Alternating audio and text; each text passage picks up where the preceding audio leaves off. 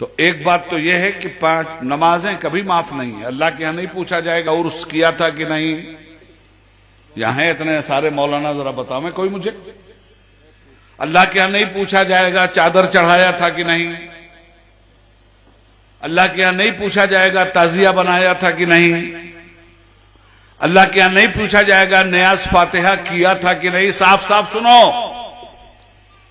और मैं सुन्नी इब्ने सुन्नी बोल रहा हूं, टुन्नी वाला काम नहीं, सुन्नी वाला काम।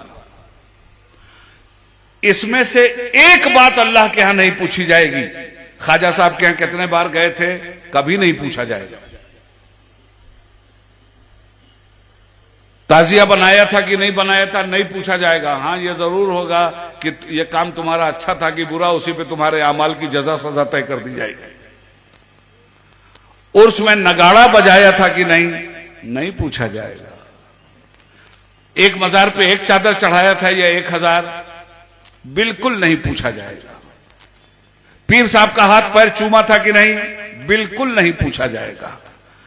उनको नजराना शुक्राना देकर राजी किया था कि नहीं, बिल्कुल नहीं पूछा जाएगा। तो फिर पूछा क्या जाएगा? रोजे महशर की जहां गुदाज बुअद अव्वली पुरुष से नमाज बुअद पूछा जाएगा। तो यह पूछा जाएगा तुमने नमाज पढ़ा था या नहीं, और जजा सजा इस पे तय हो। जान पिघलती होगी, सूरज सवा नेज़े पे होगा,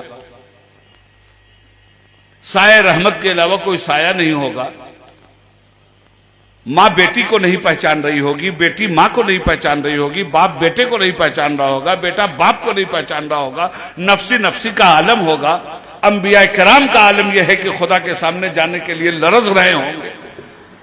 कितना बड़ा कलेजा है हमारी इस उम्मत का। जो काम बिल्कुल जरूरी है उसे गैर जरूरी समझ लिया मुसलमानों ने, और जिस काम के बारे में कोई पूछगछ नहीं है उसको फर्ज समझ के ये कौम कर रही है।